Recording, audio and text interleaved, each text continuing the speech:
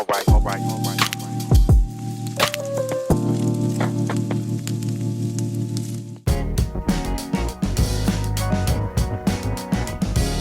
everybody always asks about Horse with No Name or Ventura Highway. Two of my bigger songs. Tin Man was a big song too. That was the other thing about our band. All three of us were writers. All three of us wrote hits.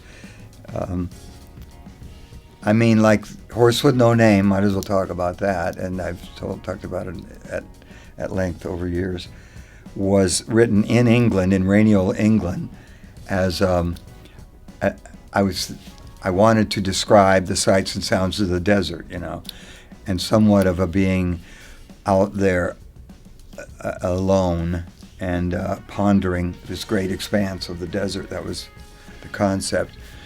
So the lyrics were written from my memory of the family. We were an Air Force family driving through the Southwest, through the desert areas of Arizona and the Mojave Desert in California and Painted Desert and so on, which I always loved. My brother and I loved catching lizards and snakes and stuff. So it was kind of easy to sit there in my room and put together words for that particular song with that image in mind. I was just trying to describe that the heat was hot. There were plants and birds and rocks and things. So it's a pretty obvious little travelogue. It's taken on a life of its own as the years have gone on, of course, that song. But I'm proud of all the work we've done. Ventura Highway is another song that means a lot to me, and all of the songs have some elements of the lives we've lived, I think, and the people we are.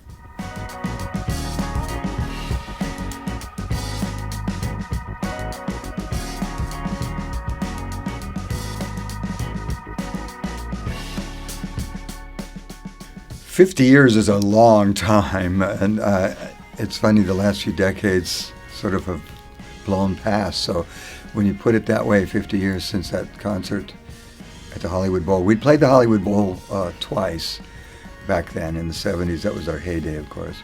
But it's great to hear it. Actually, we remember hearing the tapes. We planned to record. We had a full record plant mobile unit there recording the show for the purpose of putting it out at one point.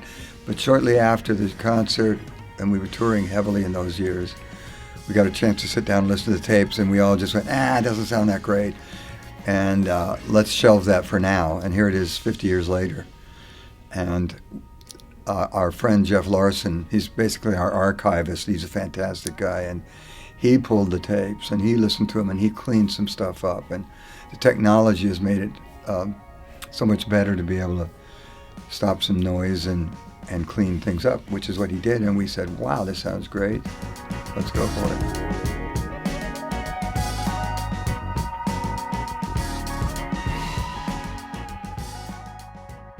Yeah, it's funny how that brings back. It's like looking at old photos, listening to old recordings. Because as the years have evolved, I kind of phrase a little different on certain songs. You move into a way. I've even changed a word or two in songs.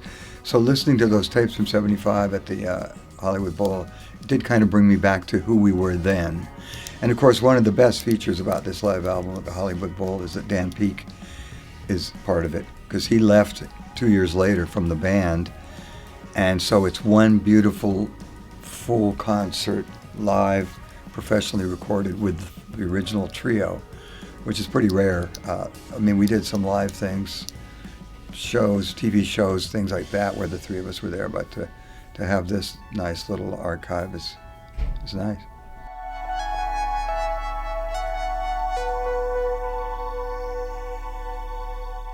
Well, George Martin was conducting. That's another feature, which was great, and George was a super person that we were able to get involved in our music back then. In 1974, he was between gigs, the Beatles and Paul's work, and he was in town to do Live and Let Die, the Bond film with Paul McCartney.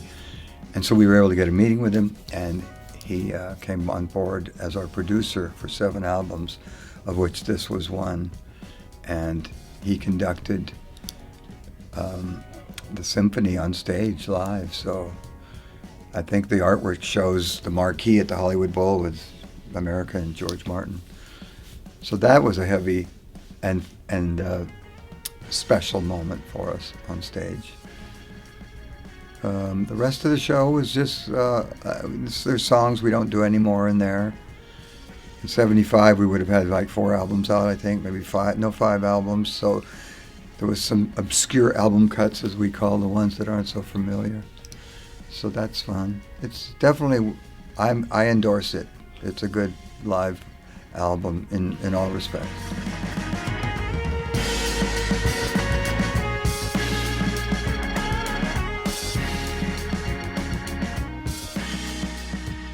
Well, yeah, this was a big project too for the better part of last year, filming us live and talking to Jerry and I.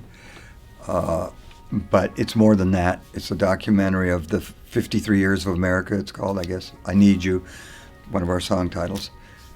And so it is 53 years of stuff in this documentary. And the newer stuff of me talking, it's great, it's current, but I love seeing old clips and old interviews. There's a lot of Henry Diltz, our beloved photographer, along with so many other artists, and we've been friends for decades. He's in throughout it. There's a pretty significant bunch of Dan Peek stuff in that as well, for better or worse, because it describes Dan's trajectory with the band and ultimate leaving, and which was not the greatest period in our career, because we went from that trio to a duo, and we had to kind of retool our band.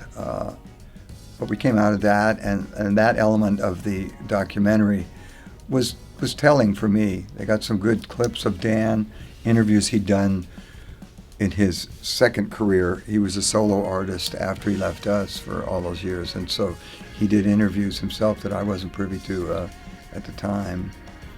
So it definitely is a great, timeline of our career up till now.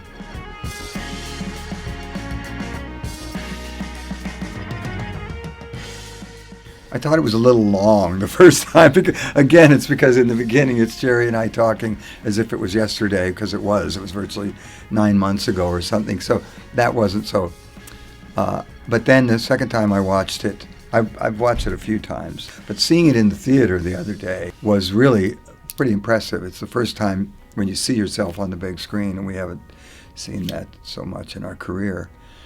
It takes you aback, and it's pretty. I thought it was really good, and I think, Billy Bob Thornton and John Stamos speak on our behalf. They're friends we've known for years, and just the little clips and things. I think it encapsulates. It's a good rendition of who we are and where we came from.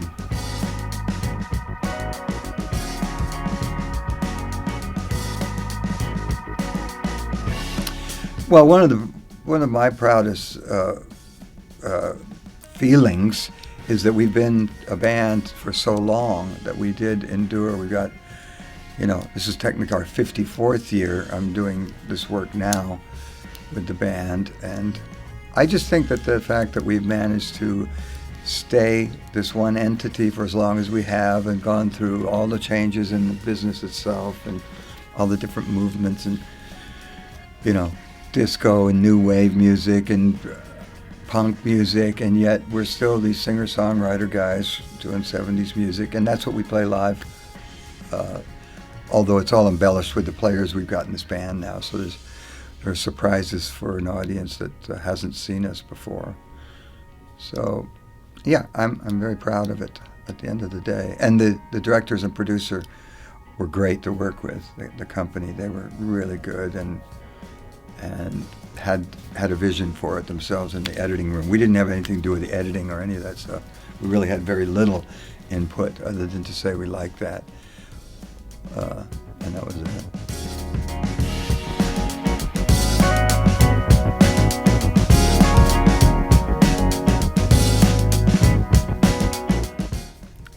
Well, for me, this is the first time I've ever, this is the elephant in the room, first time I've ever represented America of the original trio myself.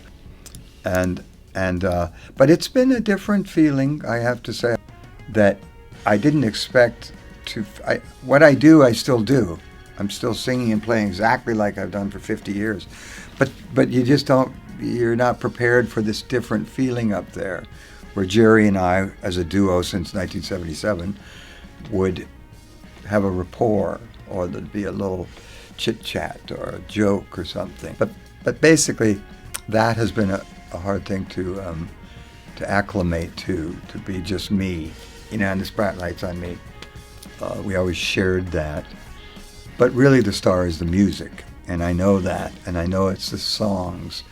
And we all have that same goal in mind, is to present these songs, which have a life of their own, and they're going to live well beyond us, in the best light that we can, and really project that catalog of music that Jerry and Dan and I had made over all these years and beyond. So it's good.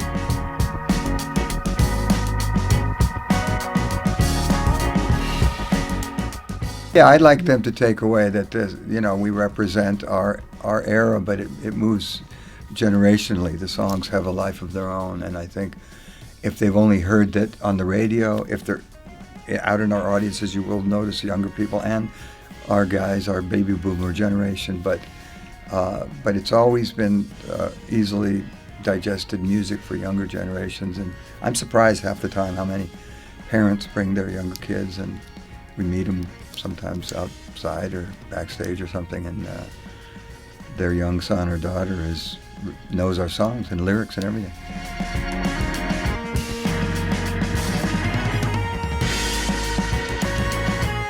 I think it's more controlled. I mean, I'm much more comfortable in not as comfortable being the only guy up there, as I talked about earlier, but I'm much more comfortable and aware of what I'm doing up there.